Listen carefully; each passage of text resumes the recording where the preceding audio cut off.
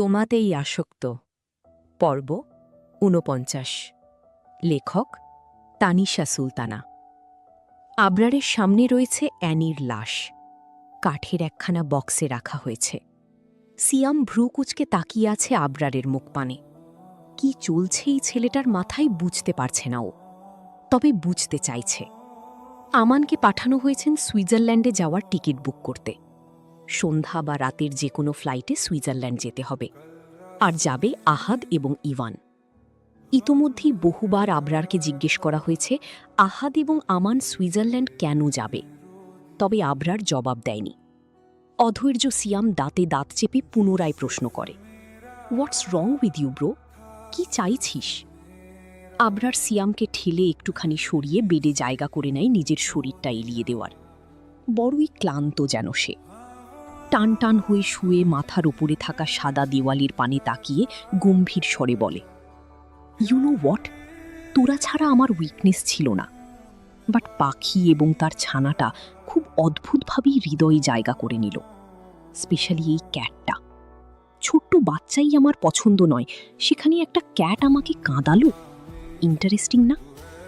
একটু থামে আবরার, দীর্ঘশ্বাস ফেলে পুনরায় বলে, আমি অ্যানিকে সারা জীবন মনে রাখতে চাই। সিঙ্গাপুরে আমার নিজের বলতে কোনো প্রপার্টি নেই, বাট সুইজারল্যান্ডে বাড়ি আছে, আবরার্স হাউস। আবরার্স হাউসের পিছনে যে গার্ডেন রয়েছে সেখানে অ্যানিকে কবর দিতে চাই। ওর দেহটাই অচেনা শহরে রাস্তার এক কোনায় পড়ে থাকবে, এটা ভালো লাগবে না আমার। আবরারের কথাগুলো সিয়ামের হৃদয় ছুঁয়ে যায়।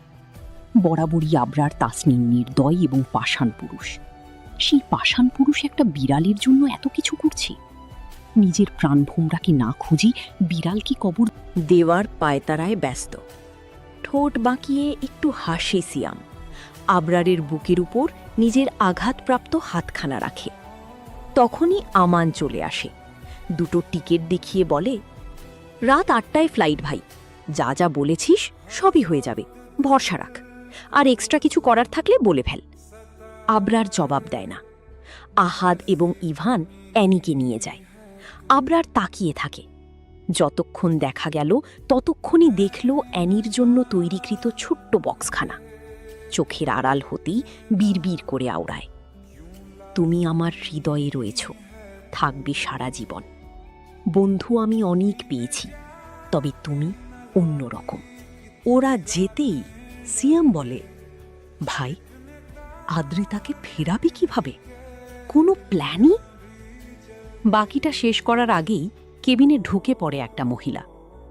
জিন্সের সঙ্গে সাদা রঙের কামিজ পরেছে, চোখে হৃদ চশমা। বয়স ৪০ ছুঁয়েছে কি ছোঁয়নি। আবরার তাকে দেখে উঠে বসে, ডান হাতে কপাল চুলকাতে চুলকাতে বলে, মিস্টার আরিফ রহমানের সেকেন্ড ওয়াইফ এখানে? আনবিলিভেবল।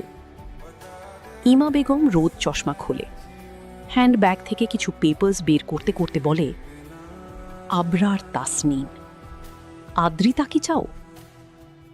আবরার স্পষ্ট স্বরে বলে, আবরার তাসনিম চায় না, ছিনিয়ে নেয়। ইমা চমৎকার হাসে। মানতেই হবে, মহিলাটি আগুন সুন্দরী। যৌবন পেরিয়েছে, তবুও সৌন্দর্যের বাহার কমেনি। আই থিঙ্ক এইবার ছিনিয়ে নিতে পারবে না, তোমার নাগালের বাইরে চলে গিয়েছে আদ্রিতা। বলতে বলতে চেয়ার টেনে বসে পড়ে নিজ দায়িত্বে এবং আবারও বলে, ফার্স্টে ভেবেছিলাম তোমাকে সিঙ্গাপুর এনে বসে কথা বলবো, আদ্রিতার থেকে দুটো সাইন নিয়ে ছেড়ে দিব, তোমাদের লাইফে ইন্টারফেয়ার করব না।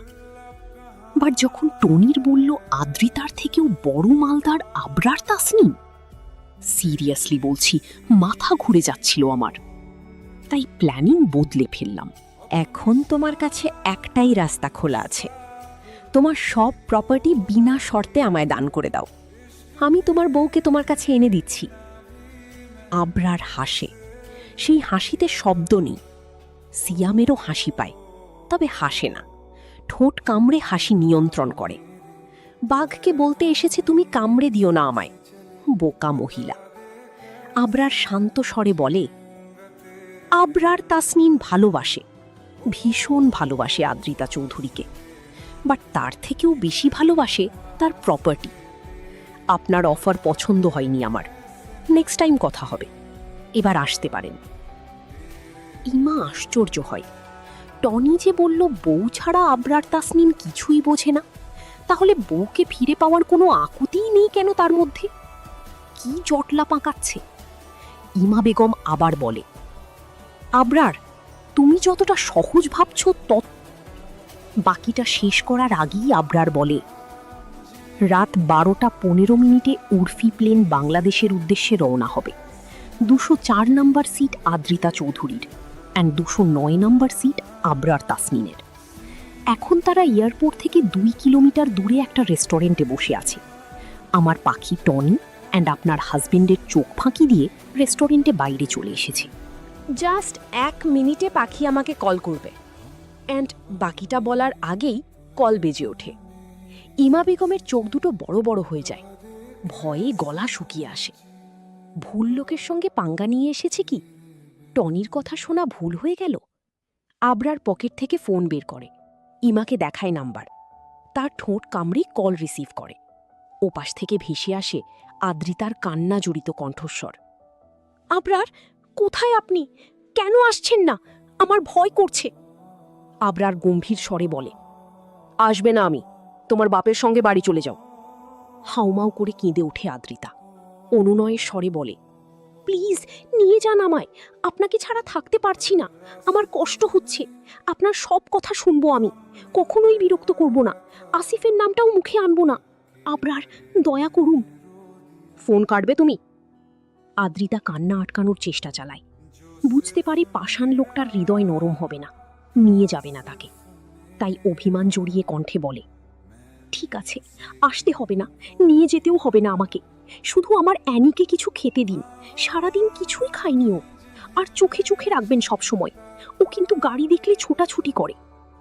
আবরার আঁখি পল্লব বন্ধ করে শব্দ গলায় বলে, আর কোনো কাজ নেই আমার? আদ্রিতা পুনরায় কেঁদে ওঠে, করুণ স্বরে বলে, প্লিজ, আপনি না পারলে সিয়াম ভাইকে বলুন, আমার বাচ্চাটাকে অযত্নে ফেলে রাখবেন না। ও আমার একাকিত্ব জীবনের একমাত্র সঙ্গী, ওর কিছু হলে আমি পাগল হয়ে যাব। কল কাটে আবরার।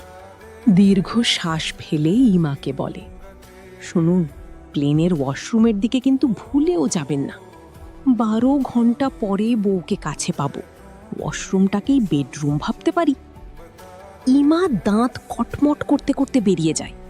সিয়াম বলে, আদ্রিতার কাছে যাবি? ইয়েস। এতক্ষণ কেন চুপ করেছিলি? কজ এতক্ষণ জানতাম না ওদের ঠিক কি চাই, এবার জেনেছি। পুরো গল্প পেতে সাবস্ক্রাইব করে পাশে থাকবেন। আর হ্যাঁ, পরের গল্প কোনটা চাই কমেন্ট করে জানান।